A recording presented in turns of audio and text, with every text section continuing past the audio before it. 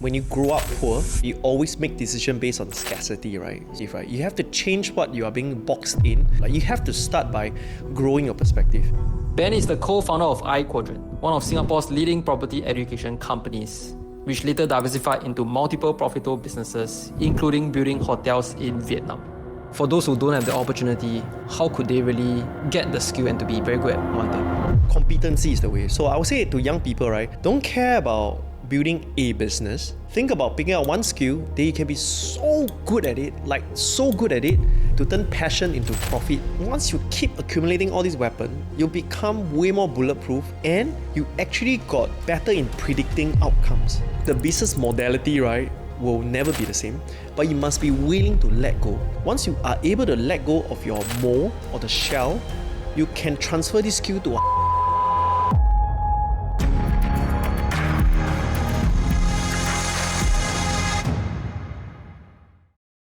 Welcome to the 3M show, where we invite self-made millionaires and seven-figure entrepreneurs to discuss on the topic of money, mindset, and mastery. And today we are very honored to have with us Mr. Benny. Right, bro. Right, Good to see you. Benny, I think you are not just seven-figure, nine figures. Just to give a background of what Benny is doing. Benny is running this company called King Group. Recently has bought many hotels into property investment. And Benny is also the brain behind this brand called I Quadrant, where you guys have done millions of transactions and impacted hundreds of thousands of lives. Right, Benny, welcome to the show, man. Thank you very much. I'm very excited to be here today. Likewise. Right, Benny, could you just give a simple introduction to the audience? How do you get started? I'm quite sure everybody wants to know. Basically, I'm the classic serial entrepreneur that people coined. The busybody that cannot stop, keeps starting random businesses, right? But actually, I started from wedding photography 15 years ago. So a lot of people actually don't understand my past because they've known me for some of the key business like I Quadrant. I was the guy who built the whole campaign, the conversation, the program, the whole funnel, right? Then of course that transact to many real estate experiences consulting across Southeast Asia on business growth. Some of the big notable companies, couldn't mention them, but they're listed, but they attended my program. Then after that, latest venture right now is hotel. So we expanded and scaled our hospitality brand. Now we have as of today, we have 25 hotels in Vietnam. That's amazing, man. As I was looking through your stories, right, I was just super inspired. Like how a Singaporean bred entrepreneur could grow something so big. How was that journey like for you? It was very tough because I'm the typical born broke guy, right? I mean, I was that broke entrepreneur, right? So I started off having to sign on in the military. Okay, so you were regular first? Yeah, I was regular. For those who don't know, that's like Singaporean beyond conscription. So we spent like 5-6 years in the army because I got no money and I got a scholarship for school, right? So that was where I come from, right? No money. Why I say it's a big challenge is because I do not have a wealth blueprint or mindset. So till today, I struggle with money mindset. I think that's one thing that is very important to acknowledge because when you grow up poor, you can break through, but you always make decisions based on scarcity, right? So I would say it's been a tough journey, but it's been an amazing and fulfilling one. Yeah. Cool, man. Can you tell us more about your journey growing up? Like how many family members do you have?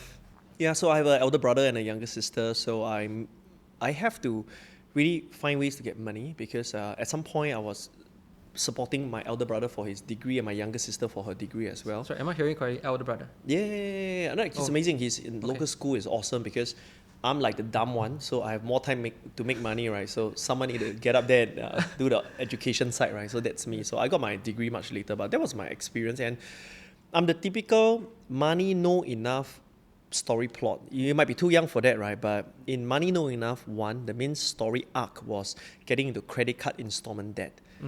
So that was my dad. Okay. My dad loved me, loved the family, loved us so much that he got into so much debt because he tried to buy things to make our family full, right? Then we have to go downgrade our house and face so many financial difficulty. I think the hardest part is to see my dad teared in front of me because of the stress over money, right? So that left a very big impression in my life. So growing up, I was comfortable. I was not on the street begging and stuff, right? But money is definitely a big issue. Yeah. And it brought on a manner where you wanted to make a lot of money when you grew up. And no, actually no. Oh no, okay. I just thought the word entrepreneur is cool.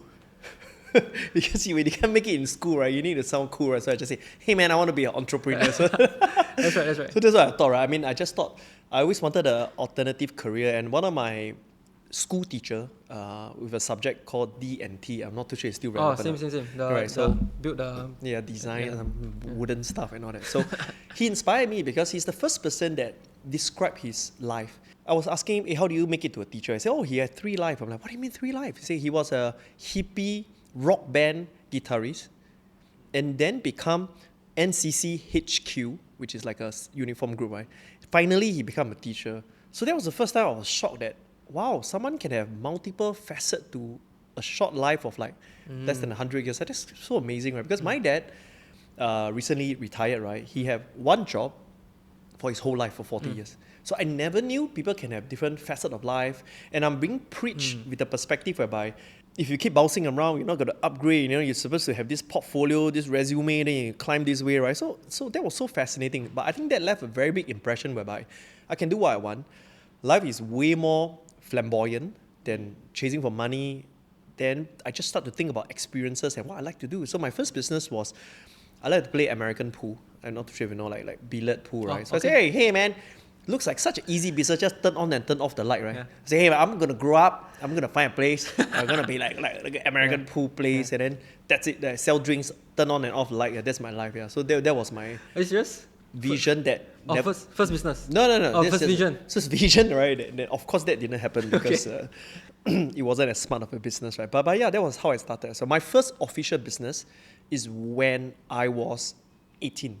I built with my friends our own e-commerce website. Back then had such thing, right? Yeah, so direct to consumer. Oh, okay.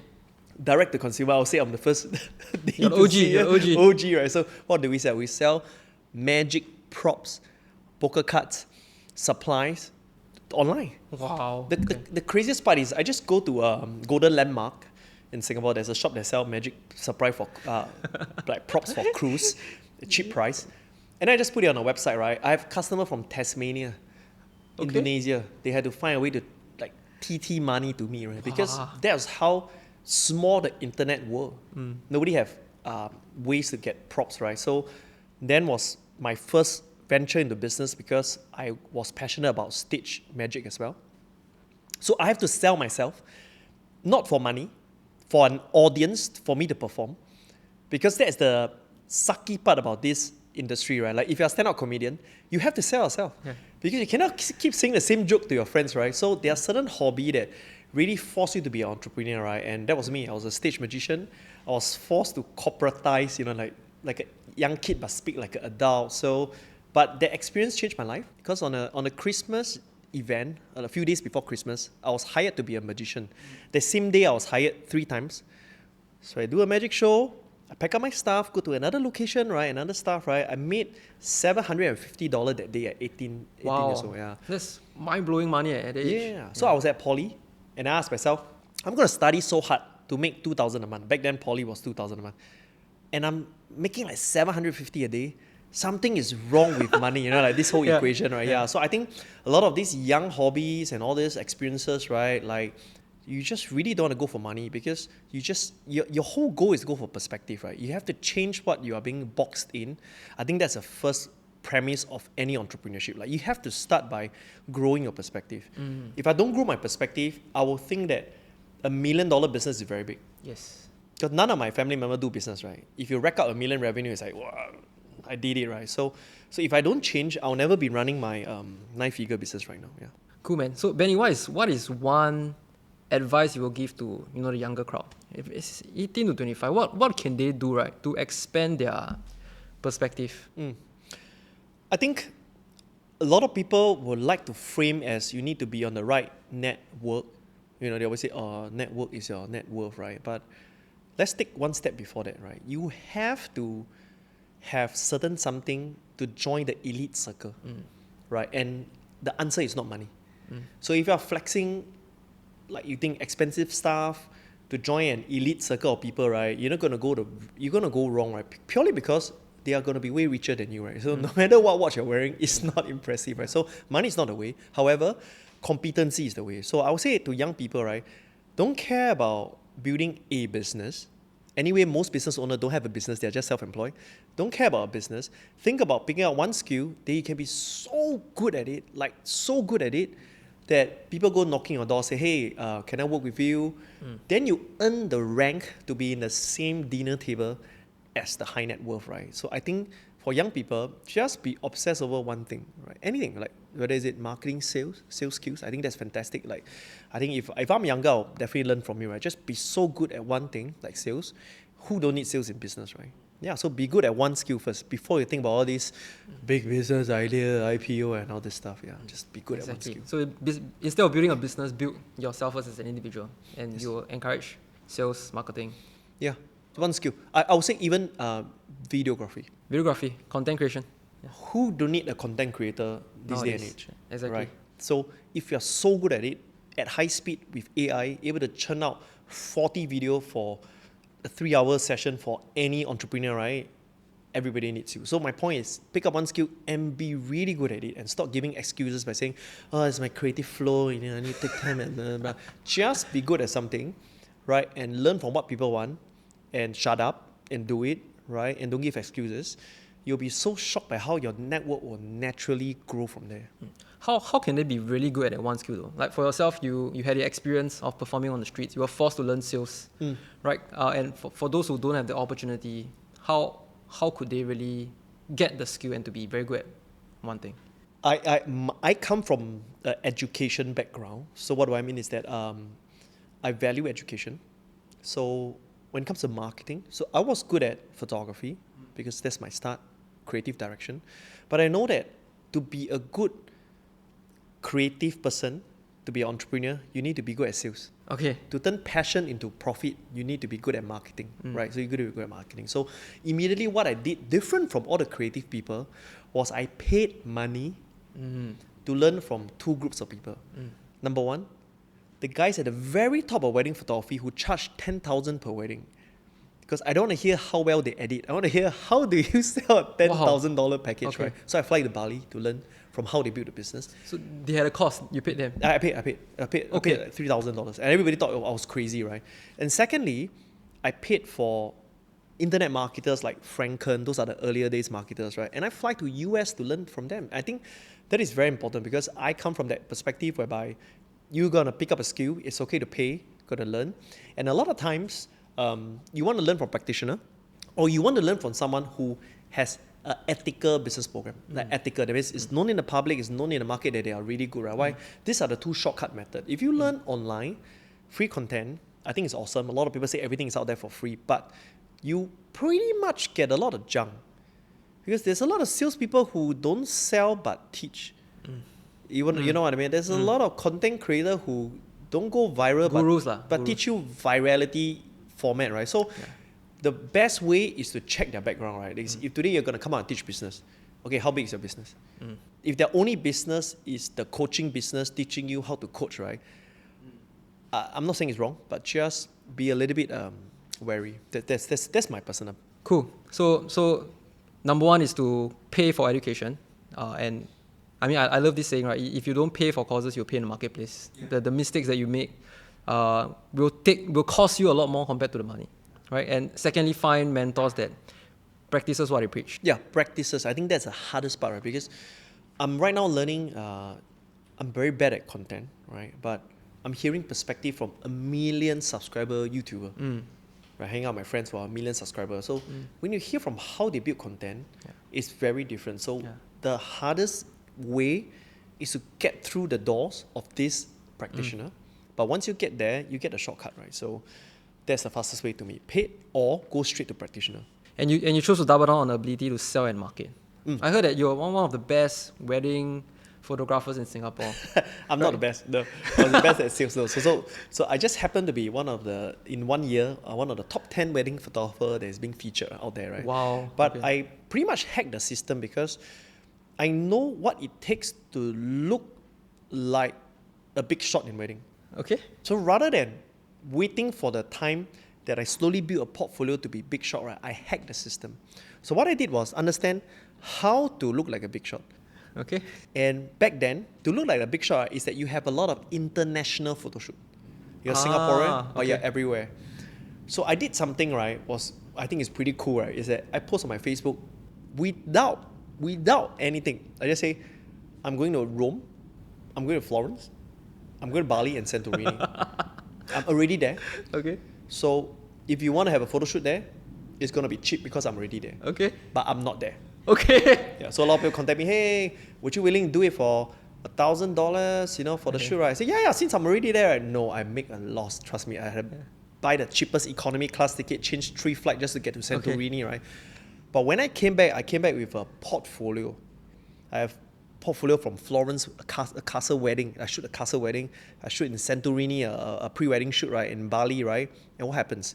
Now I look like a Professional. international destination photographer, right? Because my portfolio just stand, right? So I think Okay.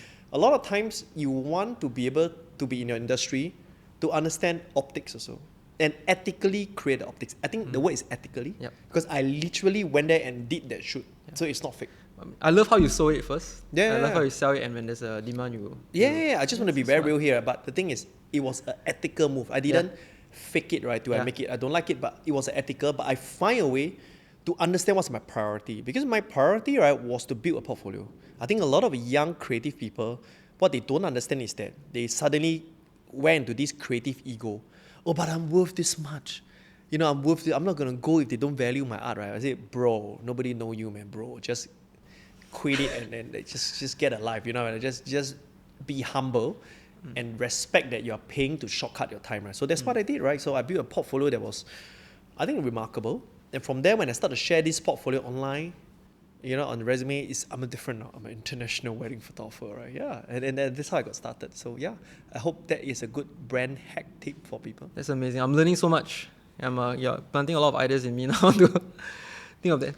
I mean, the idea is 2-step, right? So I can help you to summarize that, right? So step 1, right, is to understand what is the ticking point.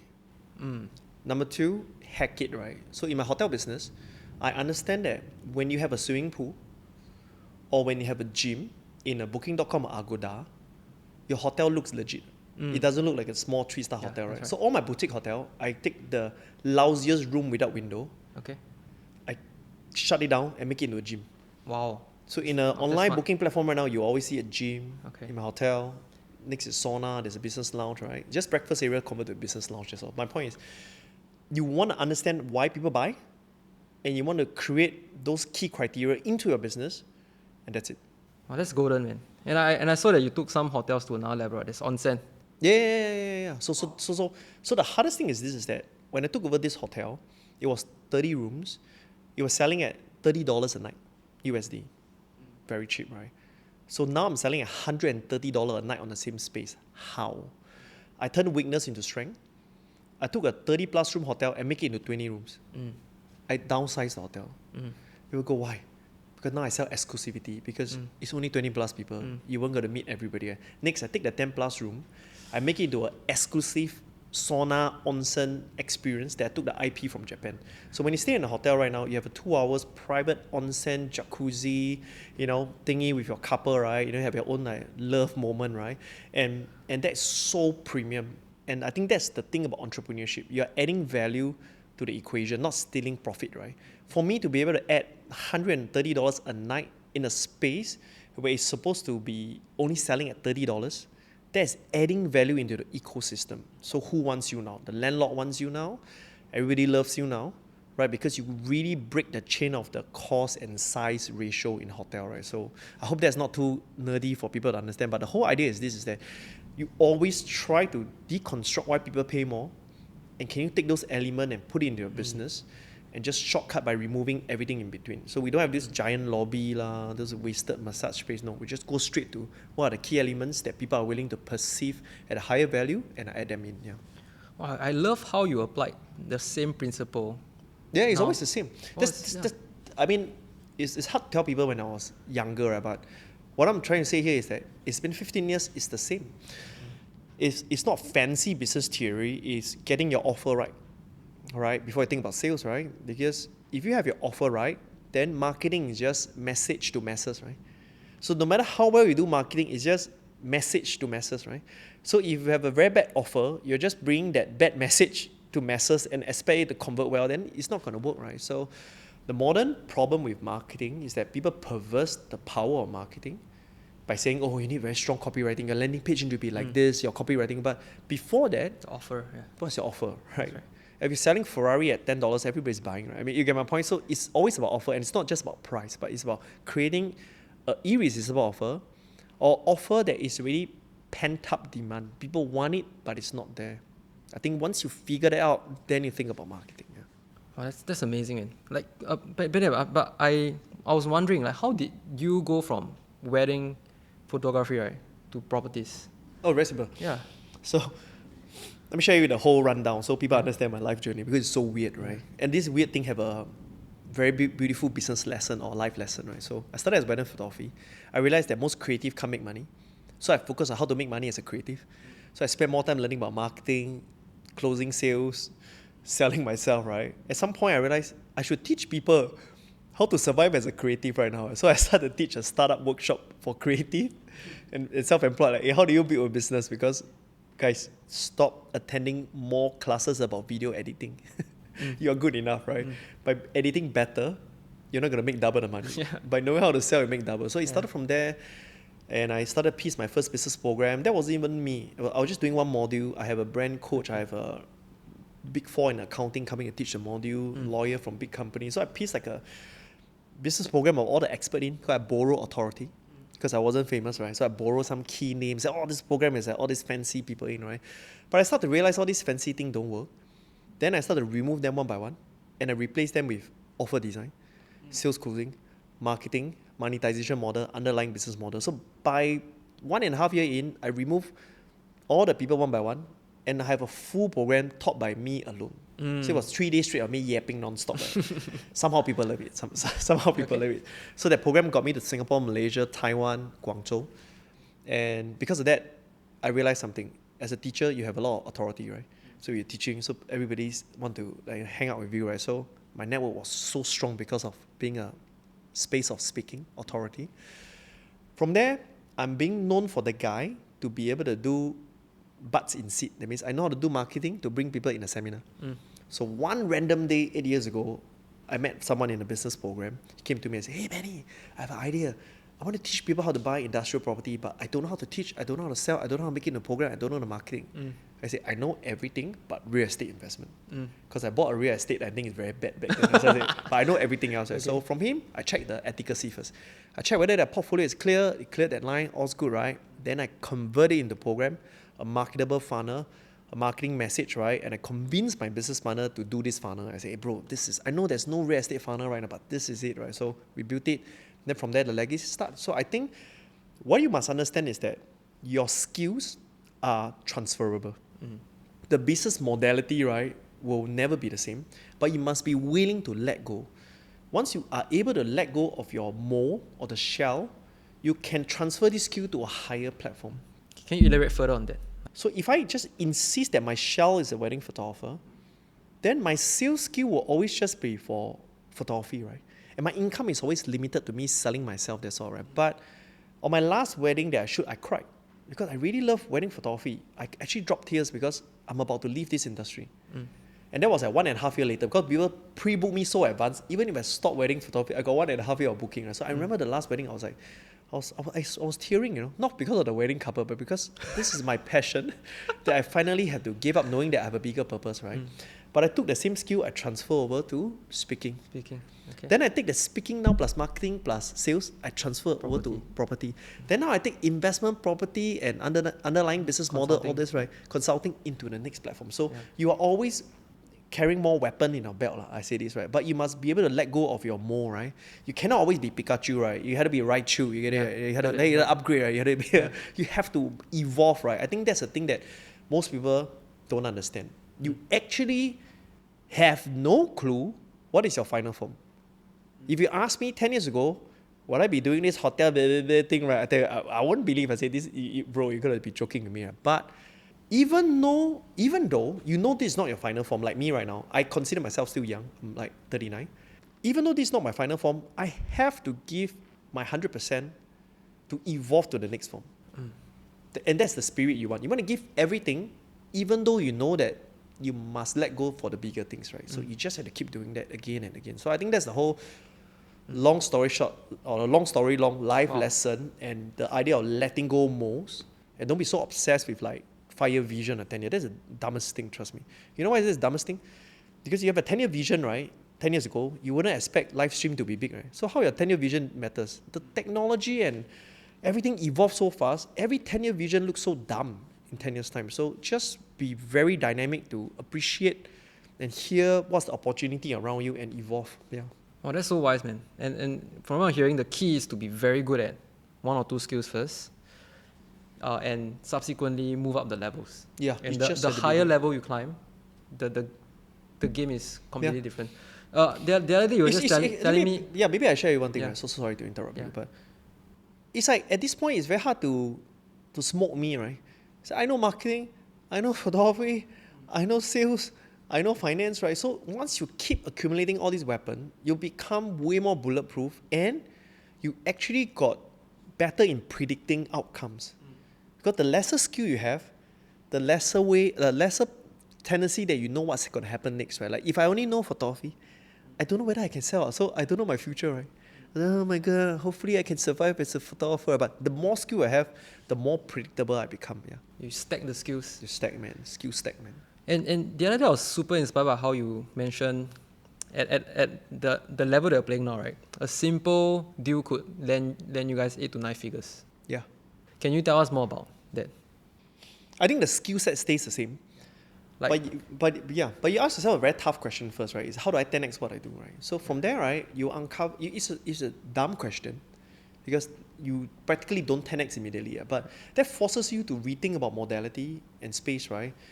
And then there is a key and the first principle of success. Because if you cannot even be involved in big ticket deal, how do you even start to make big money, right?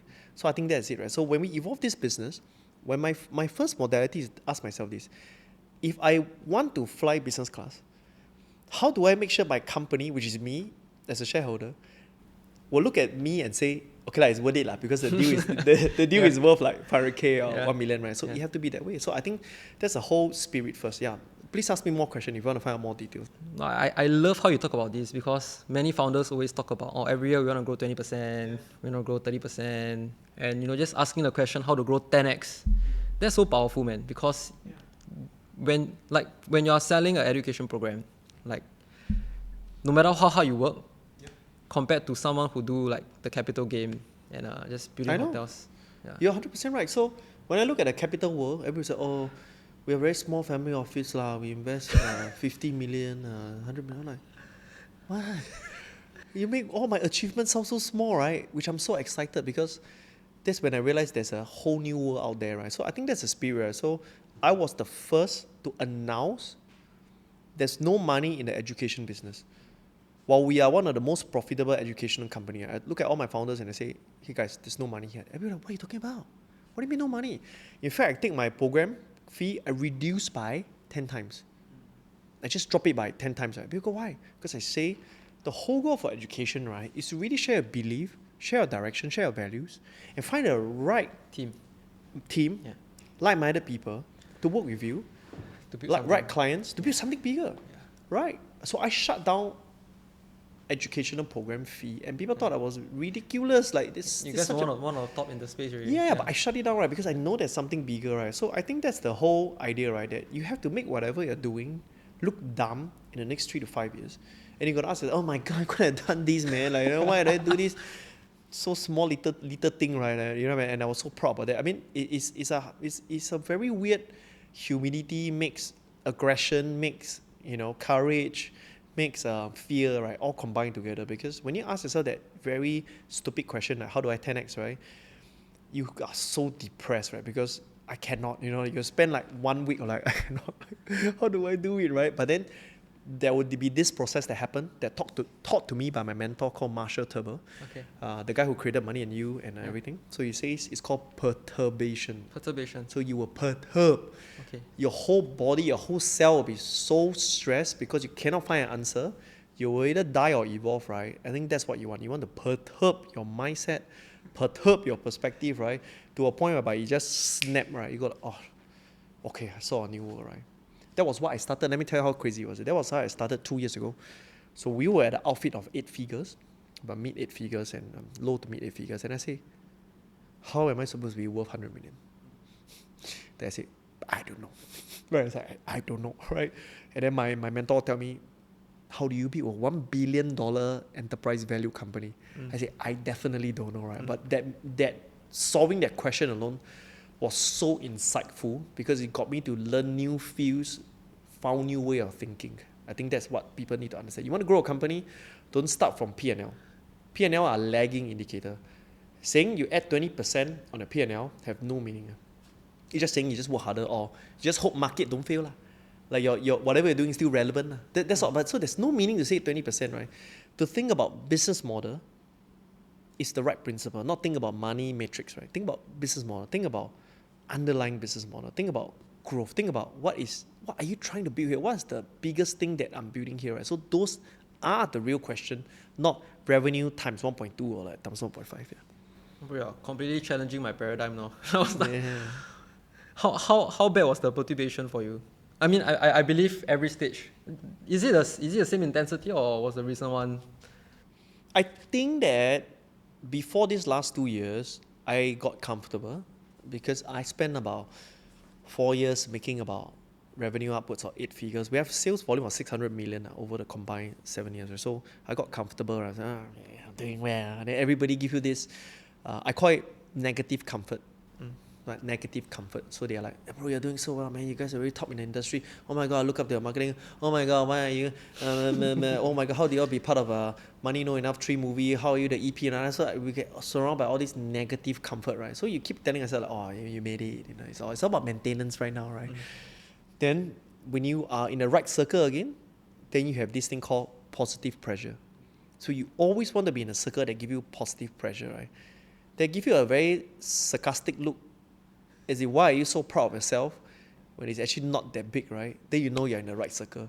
They give you like, oh, it's not bad. Yeah. Oh, okay, that's nice. Oh, okay, sure. Then you go like, what do you mean by that? That's really nice, right? You know, then you challenge yourself. So I think you have to be very wary once you're surrounded by negative comfort. Because very fast. When you always hang out with people lower frequency than you, very fast you reach this comfort level. So you need complacent. to... Yeah. And then you meet someone and say, my family fund very small, 150 million. And you're like, what do you mean small, right? Then you had to hold the breath. Yeah, it's not too big. Then you change the way you think, right? I think then if you cannot figure out, then you open your ChatGPT and type, why? So I think there's so many resources right now, right? But the whole idea is the answers are all out there. What people don't understand is that answers don't make someone rich. The question make people rich, right? So ChatGPT is there, but what question do you type into ChatGPT, right? That's the key thing, yeah. Bro, thanks for inspiring me, man. I think you literally give me positive pressure right now, and my reality box has. No, I think you're one of the most brilliant salesperson. I think you're killing it at your age, right? But you know you can do 10x more. I mean, we spoke about it, right? Like I know it like literally how to get there. My point is, once you start to wear that hat, right, it's fun. Because it becomes fun again, right? I think that's what people don't understand. A lot of people have pickleball as their hobby, right? Paddle court, whatever, golf, right? But my hobby is entrepreneurship. It's a Mario, right? Like you need to go to the next level now, right? Then you fail, then you go, hey, why you fail? You need to keep changing, right? So that's how I see entrepreneurship. Most people cannot win me in entrepreneurship because it's a hobby to me. You don't count your hours playing basketball if you love basketball, right? Yeah. You don't count, oh my God, I spent 45 hours this week. No, you just play when you have time, right? Yeah, so that's me, right? I know you are super fit, you do muscle up and all that, right? Yeah. Okay. So you don't count, oh my God, I went to 10. You know, you just don't do that when you are so obsessed with something, right? I think sadly, the obsession in entrepreneurship, right, it's not given. That's the only caveat. Okay. Yeah, were you like this all along? Yeah, I'm like this. I'm obsessed. So you always enjoyed the process. Because it's mathematics to me, right? It's figuring out a problem and solving, right? Okay. And the mathematic payoff is remuneration, right? Which is money, right? And money is a feedback, right? Because you cannot say that you're killing in entrepreneurship and you're broke as shit, right? Like you cannot say that. You cannot say, oh my God, I'm doing so well in business, and then like you are struggling in finances. You just cannot say that, right? So that's the fun part, because in this hobby, there's a very hard metrics, which is your P, not L, your profit, right? And your revenue size, how big are you growing? I think that's the reward lah. Yeah, so I love this hobby. I can relate to how you were there times where you got too comfortable, like you had enough money to travel. Were there times like that where you feel like just travel, enjoy life? Maybe there are times where I question my hours in entrepreneurship, because right now I'm a married man, I have kids, right? So when you have two devils at home, right? Like your kids, right? How are your kids? 2.5 and 6, right? So Okay, yeah, correct. so they are very manipulative, right? So they, why you need to go work? What? No dinner together again? Why do you need to fly, right? So those things really hit you hard, right? But I remind myself, why am I doing this? And it's for them. And I look at them straight and told them that, hey, I do this because I love it, right? I'm not sacrificing what I really love it, right? I want you to grow up to do something you love. You don't need to be a businessman like me. But if you want to, join me. But I really love it. And that's why I'm doing it. I literally tell my 6-year-old that because I want to show you I can enjoy doing what I love.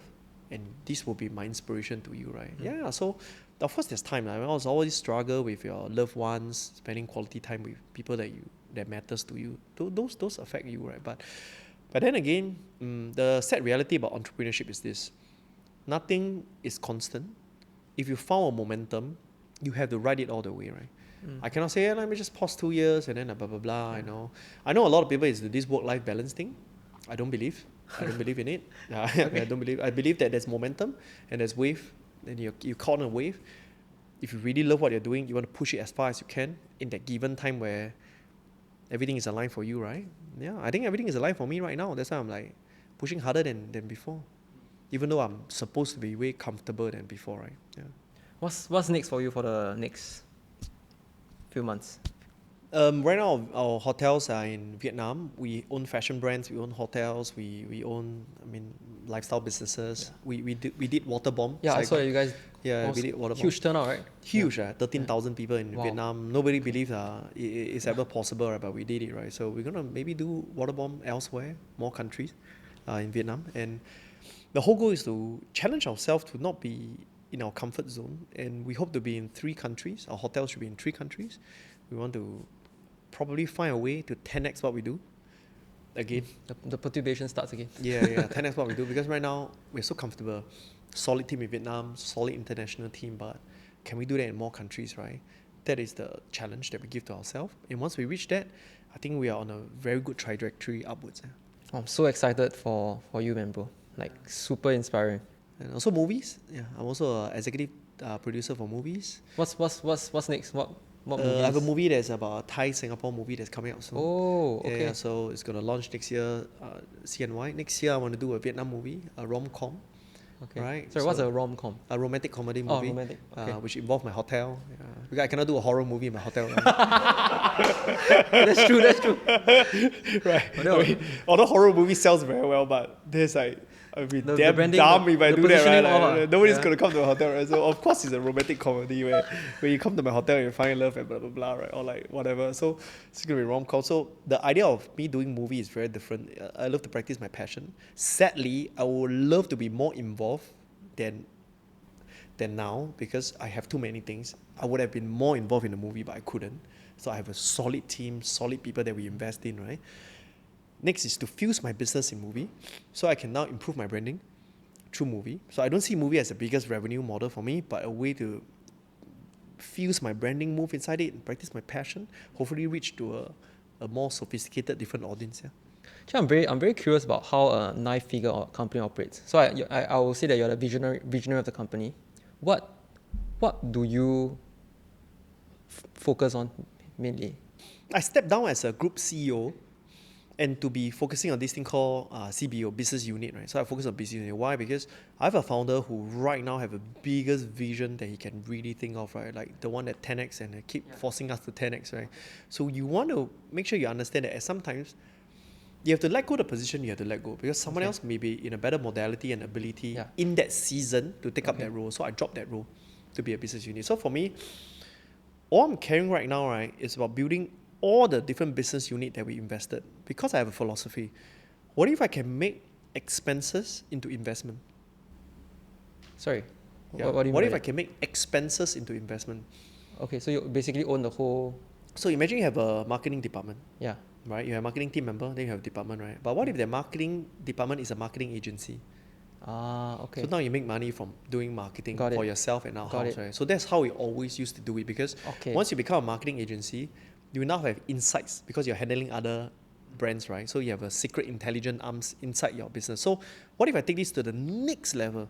What if most part of my businesses can be a BU, business unit, and they interchange, interconnect, morph in different way, From an ecosystem where. Yeah. and we profit in different level, right? And that's where the business unit is right now, because that is our flagship underlying business model. That what big hotel groups very hard to execute, and what we can do. So what if we can turn the marketing campaign like Water Bomb into a profitable business? So then I'm not sponsoring Water Bomb, right? I'm investing and making money from that campaign, right? So that's the whole idea. Imagine all your marketing budget, right, can be converted into investment. That's powerful. That's Yeah, a yeah, powerful yeah. question. How So do we turn our expenses into investment? Because it's so stupid, this question. And that's what you want. And once the question is so ridiculous, you found the best answer. I give you an example, right? You're spending money every day. What if your credit card can be a profit? What if your credit card can give you more values? And most people know like miles can, change business class ticket. But what if you go beyond that? All your expenses can even become profit, right? I think that's a key goal, right? So if you can do that, then congratulations, you are at a how billionaire thinks, right? Because everything they monetize, right? Cool. So you look out for ways to make that happen. Who are the key members in your team? Like what are the roles that's available? Under me, there's Chief Revenue Officer, there's a CMO, there's a Creative Designer Director, so I'm in charge of the whole outfit. There's Entrepreneur Gangs, I work with all the founders that we invested or sweat equity. So that's Okay. my whole outfit right now. I work with creative directors, I work with IP owners, right? So this is where I am right now. So I'm mashing them into forming new things, new idea, right? And that's what I want to do, yeah. Wow. Do you how's the meeting cadence like?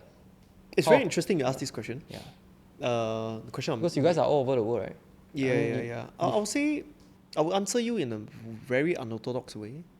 You need to know your strength before you decide what meeting you're in. I'm a dyslexic person who can piece unorthodoxly things together in the most unique way to form something. That's my strength in business. So I take lead in conversations, right? Rather than doing this mass conversation about like, oh, we should all discuss together, right? So I don't do that, because you have to acknowledge your strength. It's not about equality in business. It's about who is good at something, right? So I'm not going to answer in a way whereby what's the cadence, but more like the meeting style is very important if you want to be successful. Like you have to acknowledge the strength, and you have to be like what Ray Dalio say, weighted average. If someone are better at something, it's not about equal votes, right? Yeah, everybody has same votes, then the company is dead, right? You need to make sure that the ones who are more skilled have more weight in their decision making. Yeah. Do you encourage people to find business partners? I mean, you guys have a very successful partnership. I think we had the weirdest partnership, because Yeah. everybody thinks that we'll be dead in 3 months because we are like 4 partners, now 6 partners, now 7 partners, right? We have 7 business partners, Yeah. core partner, not side partner. Yeah. And then after the 7, we have a series of founders that we invest in, right? So we talk about business owner itself. We'll probably have like 10, 20 business owner throughout tier 1, that means the founder, core founder team or the one investor. But what's my personal belief? My personal belief is that in a world whereby talent is very scarce, some of this talent is already self-employed. They just are lost sheep. Because they're just in a platform that's so small. I'm just saving them from their small platform to bring them to a bigger vision, right? And it's very hard to find them in the employment pool, the employment pool, right? They are all at self-employed, stuck at 1 million, stuck at $500,000, stuck at 2 million, right? So I thrive in that, right? Because I'm a coach, I'm a consultant, so this is my space, right? So that is my strength, number 1. Number 2 is you need to know what fits you. There is the Steve Jobs and there's the Richard Branson, the multiple brands, many business, or there's Steve Jobs, one brand, Apple, kill it all. So first of all, you know that layer. Secondly, you need to know, are you a solopreneur? Or are you someone that thrive well in business owner? So for me, like you already know, I'm a visionary, I'm a strategist, I'm all this. crazy stuff, right? And I'm dyslexia, right? So my execution is definitely weaker, right? So I always look out to form a very strong executioner arm of people, right? That can take my idea and my step-by-step execution into reality. I can come up with all the step-by-step execution and all the monitoring, but someone is good at doing it. So you're gonna find a mix. And for me also, when I was a wedding photographer, one thing I realized is that I know exactly what to do to make it into a multi-million-dollar wedding business, but I didn't do it because I procrastinate. I can stare at the TV for 3 hours and I do nothing. I can be sitting on the sofa, lazing around and refuse to edit the photo until 3 a.m. And then I tell myself, why do I just wasted a day? I felt the whole guilt about procrastination, right? And I realized this, that I work better if I let down someone. So business partnership works for me because I don't want to let down my business partner. I want to prove to them that I'm a valuable player, right? So I use my weakness against myself. Wow. So with business partnership, I am held extreme accountable, right? I need to show up. If not, I'll disappoint someone. So that works for me. I cannot advise, is it good for you or someone else? Some people really work better by themselves. Some people work better with a team, and that's me. Yeah. Cool, man. I think it boils down to really understanding yourself as a person. And there's no right path. We can be, I think we are more like a Richard Branson right now. Like we are a Kin Group, we have Kin this, Kin Venture, Kin Hotel, Nick Hotel. I mean, we have multiple brands under us. So that's us. But there are some people who are like building that one thing and do it so well. I mean, you've seen so many examples, right? Like SGAG recently exit for such a huge amount. You see ErgoTune, one brand, do it so well, right? You see Prism, multiple products. So like there's just too many iteration. But you need to understand yourself, what are you building? And does the market accept what you're building? Yeah. Benny, do you have any advice, right, from those who are stuck at 3 to 4 million? What do they need to do to go to the next level? Oh, I think they need to decide. I met a lot of $3 to $4 million entrepreneur. They need to decide to scale down or scale up. What do you mean by that? Usually people hit that stage, expenses start to increase, hiring start to be retarded. I'm sorry to use this word, but start to be bad. Okay, let me just change it. Hiring start to be bad. Because they start to hire mid-management, people take care of these things, they need to have leader, need to have leadership, all this nonsense, right? And then the company get very heavy, profit just shrink, margin thinning, and then long enough, they realize that, where's all my profit, right? So you're going to be at a juncture to ask yourself, like, do I go down a little bit smaller, very lean, very smart, really put in 2 million in my pocket every year and enjoy a good life? Because 2 million is so big of a money, let's be honest, right? It's a lot of money for anybody to spend every year, right? Or that 1 million or whatever, lah, quote unquote, that money. Or you really going to scale to 10 million, 20 million for exit, for a big plan, so that you're not a key man risk, you build a system, you build a robust offer. Like you have to decide where you are. So and then there's no shame to scale down. Okay. No shame. So Because it's either at the scale end of down the or reinvest the profits to go up to the next level. Yeah, But of course, they must answer the question of how they can scale 10x. But when you transited to like the 10x phase, no, I right? think you need to ask yourself what you want. Okay. Let's say if Because if someone just here to make money, right, then maybe scale down. Because the risk-reward ratio of scaling up sometimes is not there. When you scale down, you put a $500,000 check, 2 million check in your pocket, right? It's hot. You got to keep it. You got to spend on your family, right? Who cares about building this 10 million, 9-figure, blah, blah, blah nonsense, right? I mean, like what I'm doing. Who cares? Who cares? There was a period of time I failed my business. So ugly. I failed my business. So bad. Next day I wake up. The people who hate me still hate me. The people who love me still love me. Because nobody cares. You are so obsessed with your track record that nobody cares. So just don't care about anybody. Nobody cares your business is growing or scale. Everybody is worried about, tonight I want to eat nasi lemak or like Hokkien Mee. Nobody cares about you. They have their own life, right? They have their own problems. I think there are founders where once they reach the stage of 3 to 4 mil, they have the money, they're comfortable. It's more of the team members that trusted them. They are not financially free. And I love how you are creating such a big vision, right? Such that everybody can become wealthy together. Yeah. I think at some point you realize this thing. You are lack of talent because you cannot pay someone well. Actually, as simple as that. A lot of people like to perverse this into coaching, motivation, company values alignment. Blah, blah, blah, blah. I love that. You know why I love that? Because I'm from a personal development space. I'm the guy who is the most PD guy. But at the same time, you cannot pay someone 30,000 and expect them to be a talent. Imagine they quit their 200K job to be paid 30,000 because of value alignment? Are you kidding me? So my point is, if you need to pay 30 people 200,000, how can you be a small company? Yeah. So you have to really decide if your vision need to be so big, you can house, poach, groom talent, right? Then it have to be a big business. If not, don't keep every day. I saw on Facebook every day, oh, my employer are not loyal, they betray me, they find other people, I groom them hard so hard, then now they go and do everything. Because you are bad. That's why. Your business model, is so tiny, puny, little bit, right? Don't expect someone to have a family right now. They need to have kids. They need to worry about their wife, pregnant, then cannot work. Don't expect them to sacrifice their entire family vision and their life for a 40K paycheck. Exactly. Yeah. So my point here is that it comes from a very rudimentary point whereby if you want talent, you need to pay well. You need to pay well, you need a big business. So it is almost forced. If you don't want to work, you want money to come in your pocket for free, which is like a business, not like a self-employed, then it have to be big. There's only one way out, it have to be big. Don't give me this automation, blah, blah, blah, white labeling, SaaS, this, blah, blah. Let me tell you another perspective called churn rate. Nothing lasts.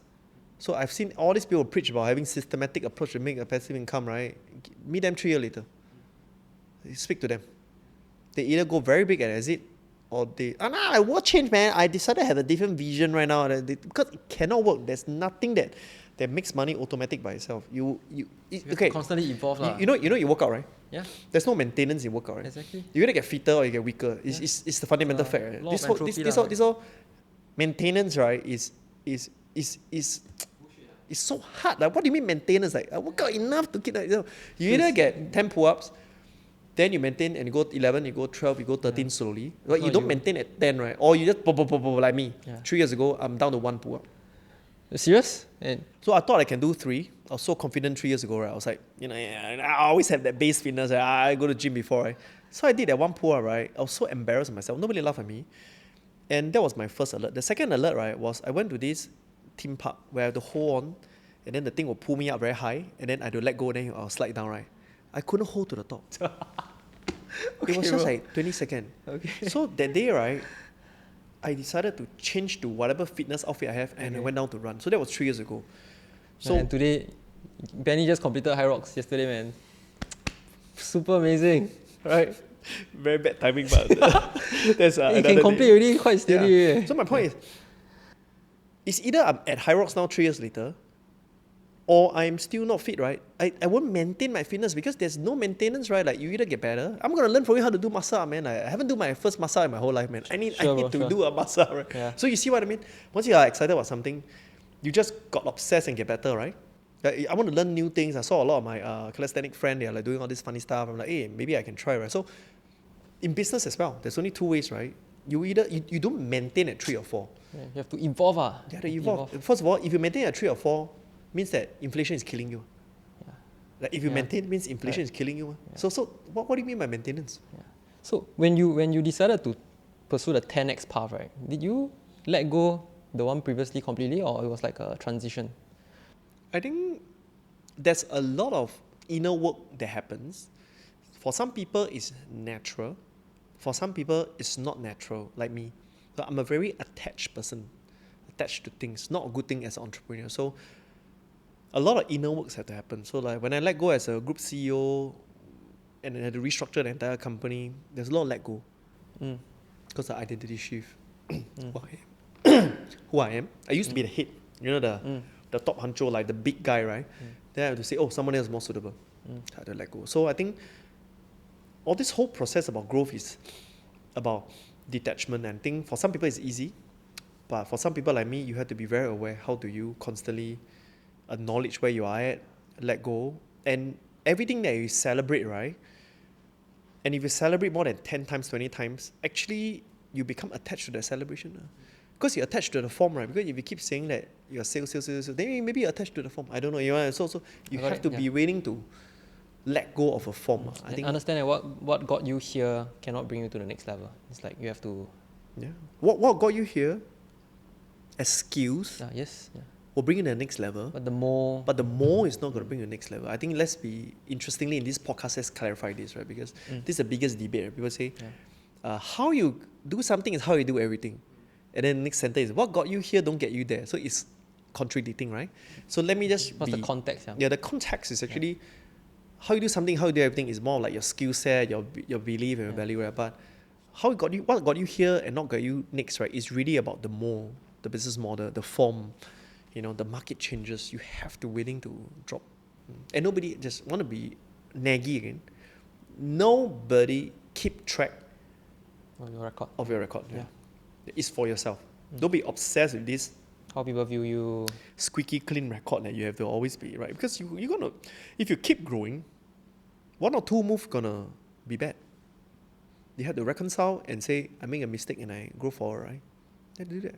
So Benny, like what sped up the perturbation for you? How could you find an answer to 10x? There's an unhealthy way and a healthy way. The unhealthy way is called lifestyle inflation. Oh, So you just keep buying car, keep buying bigger car, bigger house, bigger lifestyle. You have 25 kids, right? So you're sure gonna be super expensive, no choice, right? That one can go. So that's not what I do. I have a very healthy growth perturbation, right? I think it's just sometimes having an anime arc in your mind, right? So what is your anime arc that you have, right? For me it's like Blue Lock. I don't know how many of you watch Blue Lock. Is best anime. So to me it's like I only have one attempt, and at some point I'm gonna retire. What is gonna be my story? I tried my best and didn't make it, which is still good, right? Yeah. Or I didn't try all and I could have been bigger, right? So I always ask myself this anime ending, right? Or I try my best and I really make it. And then I have a whole life of story to tell people when I retire, right? So I'm gunning for that. Because to be honest, I hit what I set out to do. I can be open with the number. My whole entrepreneurship journey was like this. If I can make 10 to 20K a month, I'm done. No, because that's more than a higher job. That's the start. No, more like a higher job, and then you really practice what you love, right? I mean, isn't it good to make 10, 20K and doing what you love, right? And have time freedom, right? So I really got that done. So for me, it's like, I already know I don't live with regrets because I choose a path for entrepreneurship. So, but the next level is, what if I can bring a company to $1 billion? And then that will be my anime story that nobody cares, right? It's like, I started from zero. I started from $3 a day in poly kid, right? And now I have a company that's worth $1 billion, right? It's not even about money anymore. Yeah. It's not about, it's like, can I build a business so big that I can be so proud of, right? And then I rest, knowing that, okay lah, this lifetime I got like 70 to 120 years, depending on science. I did all I can. Probably 120 if you did high rocks, right? So add another 10, 20 years. I hope like everybody gonna live long. But my point is, it's just that. So you have to ask yourself that question. I mean, at least that's me. I'm just sharing my perspective. I don't know how it works for everyone. I mean, some will argue, say, "Oh, Benny, you're so greedy. Why must you keep making more?" But I get it. It's not about the money. It's not about what you can achieve, but how far you can. Go. I mean, I just met someone who owned a Harley Davidson just now. Okay. Really, really loved the Harley Davidson. Oh, every man's dream. And he was so polished, clean, right? I'm so happy for him because he found a passion that he really loved, right? But for me, entrepreneurship achievement is my passion. Right. Whether does that net more to me at the end of the day in the pocket, it's okay. I mean, to be fair, you have to net more for me. But if it doesn't, it's still a privilege to build a business that goes to $1 billion. Right? I mean, it's a privilege in this lifetime to say, I built a unicorn. Right. So if I get there, I'll be very happy. If I don't, I know I tried my best. Awesome, man. I will be rooting for your success. Yeah. Please. I mean, I need to get there. so please, yeah. But I got enough good partners to get there. So I just think that at some point, you will scale at a point and you'll be very tough. I just want to let everybody know. You scale and it's going to be very tough. But then you'll hit a point where scaling becomes easy. Because you got a business model, right? You really know who you can trust. You have a outfit that works. So I won't say it's easy, but easier now for me because I kind of like have all these experiences. I've been through a lot of things and things seems to be slightly more predictable. Yeah, so but of course, I remember clearly, pushing from 300K to 700K was very hard. 700K to 3 million was very hard. Like I remember those two push very, very hard. But once you cleared them, sometimes you get into a flow. Like things start to work. You mentioned the momentum. Yeah. Got the momentum, right? I think I just wish the best for everyone to get into that flow state. Yeah. Awesome, man. Well, Benny, thank you so much for adding so much value. Do you have any last advice for the people hearing this? Last advice, I think the future is okay. I think the future is very bright, but don't be obsessed with knowing what's the future. Right? Be very clear that this moment in time, if you show up every day and do your best and be good at what you're doing, it will pay off. Like you will naturally move to the next biggest platform, next biggest stage, right? You just have to be good at what you're doing, right? And to me, that is a very profound lesson that I learned. That's why right now I'm not so obsessed with how do I get to $1 billion. I'm more obsessed with the business model, the structure, and doing the best boutique hotel in my size right now and killing the game. That's all I care about. So I think once you can downsize to a more present state of what you need to do today and do good, right? Then you will start to build that inner confidence. So that will be my last advice for people. I talk a lot about future and blah, blah, blah, but just it's not important because you don't even know what's going to happen. Well, I mean, it's important for the vision, but at the end of the day, it's being present and doing what you can control. Yeah. Beautiful, beautiful. It's only today. It's only now. If you watch this podcast, then then you're learning something. That's all. That's all. It's all accountable. That's all. Awesome, man. Yeah. Thank you, Benny, for your sharing, man. I really learned a lot from. Yeah. Thanks for inviting me. I had a good conversation as well. So happy to always share about my insights. Yeah. We prepared a small gift for you. For your time here. And wow. Just bought some tea from. You mean the honey lemon is not a gift? No, this is just. Oh. Just some China tea for you. Wow. Thank you so much. I'm so obsessed with tea and coffee. Thank you so much. Yeah. Thank you so much. Yeah. Please invite me back if you want me back again. Yeah. Oh, definitely. For the gift, for sure. Yeah. For the gift. I will give you more without. Yeah. Yeah. Take a word for it. Right. With that, we have come to the end of the 3M show. May all of us be better in terms of money, mindset, and mastery. Take care, guys.